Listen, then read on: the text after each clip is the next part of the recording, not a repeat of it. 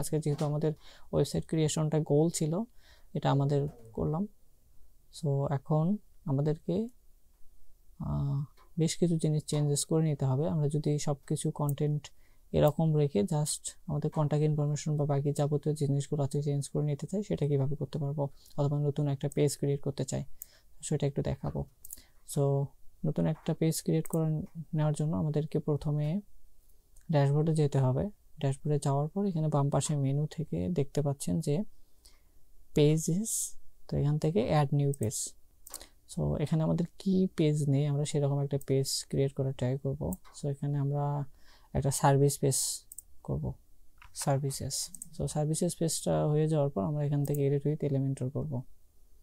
So যেহেতু আমরা page builder হিসেবে এলিমেন্টর ব্যবহার করছি, আমরা এলিমেন্টর ক্লিক করব। সো আমাদের পেজটা অলরেডি ক্রিয়েট হয়ে গেছে। আমরা যদি একটু দেখার ট্রাই করি যে আমাদের সার্ভিসেস পেজটা এখন কীরকম। আমাদের সার্ভিসেস পেজটা কিন্তু এখন ব্ল্যাঙ্ক, অর্থাৎ আমরা এখনো পাবলিশ করিনি। এটা পাবলিশ করার পর হবে। সো এখানে এখন আমরা যদি সাপোজ এই পেজটা পুরোটাই কাস্টম করতে চাচ্ছি, অর্থাৎ আমরা কোনো টেমপ্লেট বা কোনো কিছু ইউজ করবো না, তো সেক্ষেত্রে আমাদেরকে এখান থেকে বাম পাশে যখন যেটা প্রয়োজন হবে, সাপোজ আমরা যদি কোনো একটা হেডিং নিতে চাই, সেই ক্ষেত্রে আমরা এটা এখান থেকে ড্র্যাগ অ্যান্ড ড্রপ করবো। বাট এখানে বেস্ট যে প্র্যাকটিসটা হয়, কারণ এখানে যদি আমরা কাস্টম করে কোনো কিছু নেই, সেই ক্ষেত্রে আমাদেরকে কাস্টমভাবে হয়তো বা স্টাইল করা লাগবে, যেমন প্যাডিং, মার্জিন বা অ্যালাইন করা, পাশাপাশি কলাম নেওয়া, এগুলো করা লাগবে। তো এটা অ্যাভয়েড করার জন্য আমরা, যেহেতু আমাদের কাজ সহজ করার জন্য আমরা সিএমএস ব্যবহার করছি, অর্থাৎ ওয়ার্ডপ্রেস ব্যবহার করছি, তো সেই ক্ষেত্রে আমরা জাস্ট এখানে দেখতে পাচ্ছেন যে অ্যাড টেমপ্লেট নামে একটা অপশন আছে, অর্থাৎ এখানে কিছু টেমপ্লেট আগে থেকে ক্রিয়েট করে দেওয়া আছে, ওগুলো আমরা এডিট করে নিতে পারবো। সো আমরা এখানে ক্লিক করব। সো আমরা যদি ব্লক নিতে চাই সেক্ষেত্রে, তাহলে এখান থেকে আমরা ব্লক সিলেক্ট করবো। যেমন এখান থেকে নিচের দিকে স্ক্রল করলে আমরা দেখতে পাবো যে সার্ভিস ব্লকগুলো আছে। সো এখানে ফ্রি যেটা, সেটা আপনি চাইলে কিন্তু ইম্পোর্ট করে নিতে পারবেন, যদি এখানে ফ্রি হয়তো বা খুব বেশি দেখা যাচ্ছে না।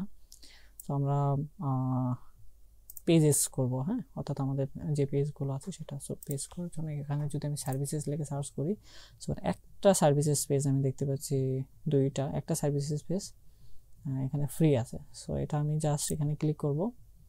ক্লিক করার পর এখানে আমি ওভারভিউ দেখতে পারবো যে এখানে পেজটা কীরকম হবে।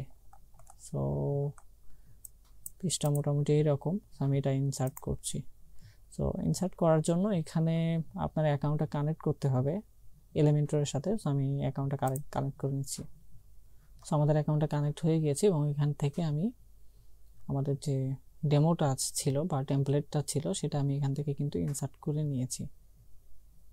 সো কিছুটা সময় প্রয়োজন হবে। সো এটা আমি ডিলিট করে দিচ্ছি।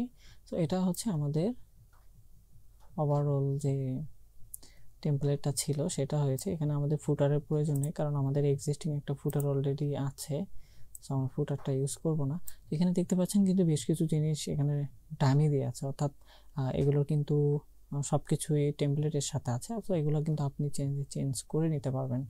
তো চেঞ্জ করার জন্য এখানে ক্লিক করবেন। ক্লিক করার পর আপনি চাইলে এখানেও কপি করে পেস্ট করে দিতে পারবেন, অর্থাৎ এই লেখাগুলো কপি করে আপনি এখান থেকে চেঞ্জ করে নিতে পারবেন। আপনার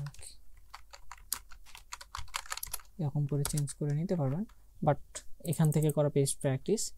সো সব কিছু মোটামুটি সেম ওয়েতে আপনি। আর ডান পাশে যদি আমরা একটা ইমেজ নিতে চাই, যেহেতু এখানে একটা ইমেজ নিয়ে আছে সেকশন, সো আমরা ডান পাশে একটা ইমেজ ব্যবহার করব। সো এখানে মেবি স্কোয়ার একটা ইমেজ ব্যবহার করলে দেখতে ভালো লাগবে। সো আমরা একটা স্কোয়ার ইমেজ খোঁজার ট্রাই করি। আচ্ছা, আমরা এটাই ব্যবহার করি।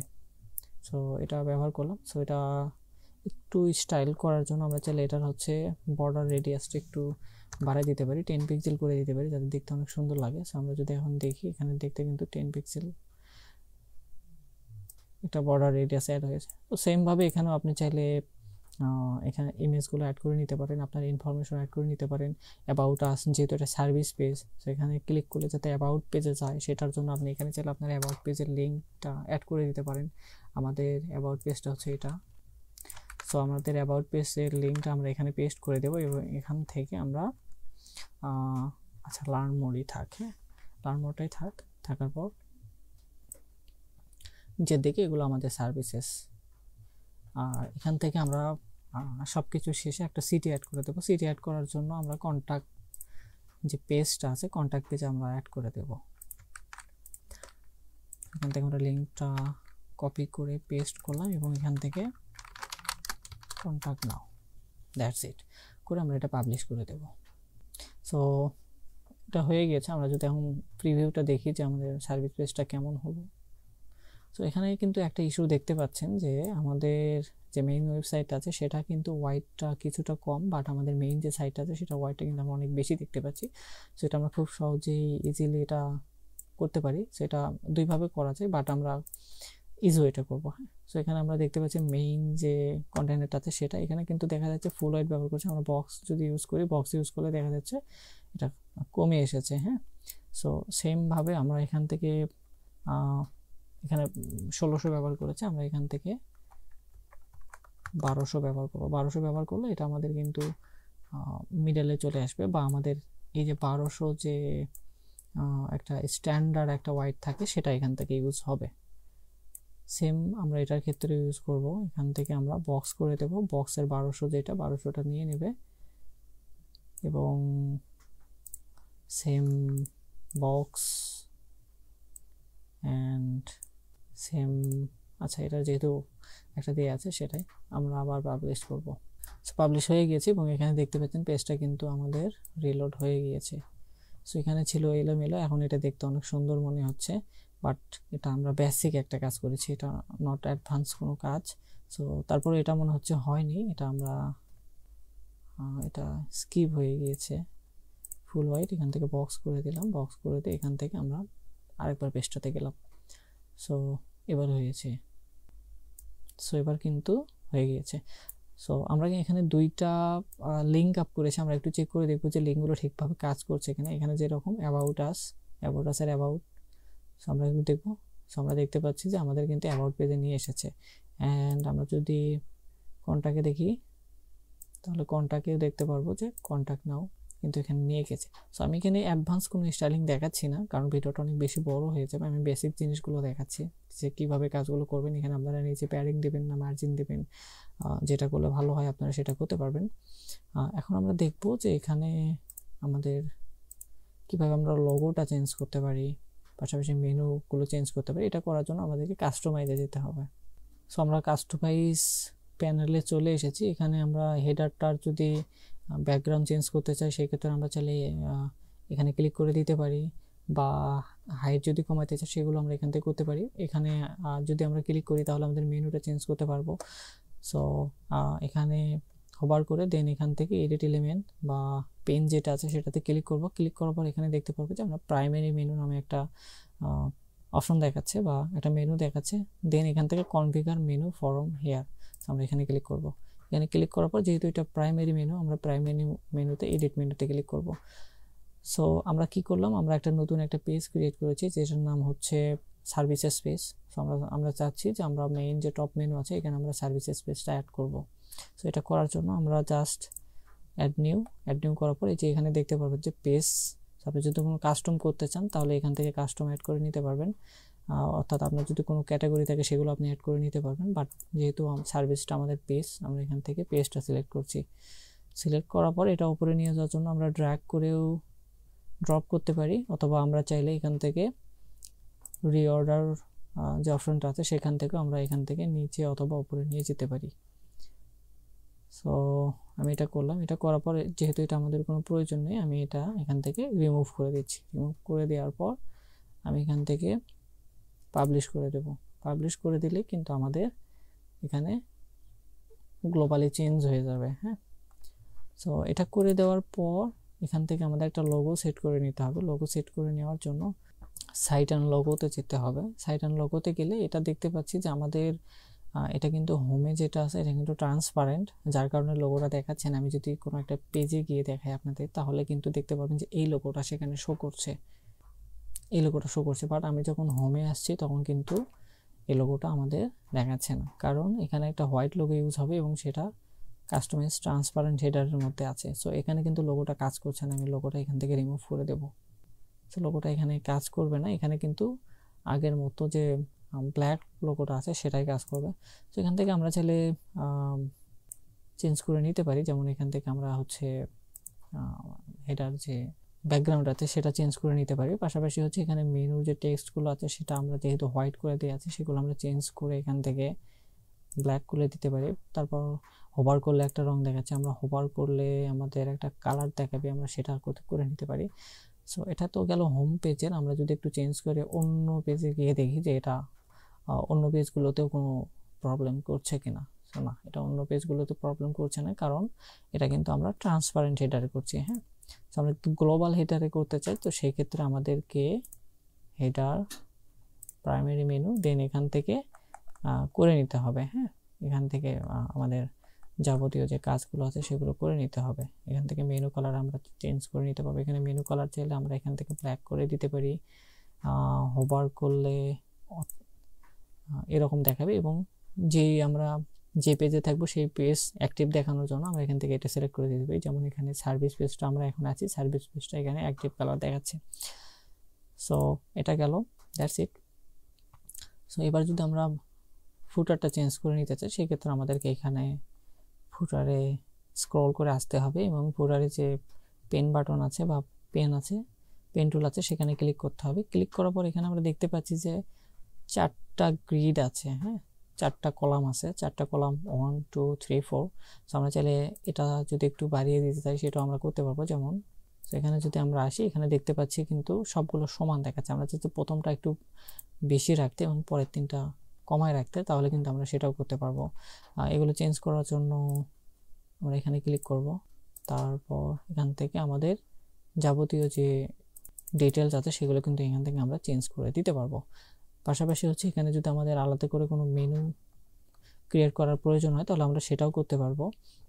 যেমন এটা হচ্ছে কুইক লিঙ্কস দিয়েছে এবং এখান থেকে এটা কাস্টম অ্যাড করে দিয়েছে। আমরা এখানে চাচ্ছি সার্ভিস, কন্ট্যাক্ট এগুলো অ্যাড করে নিতে।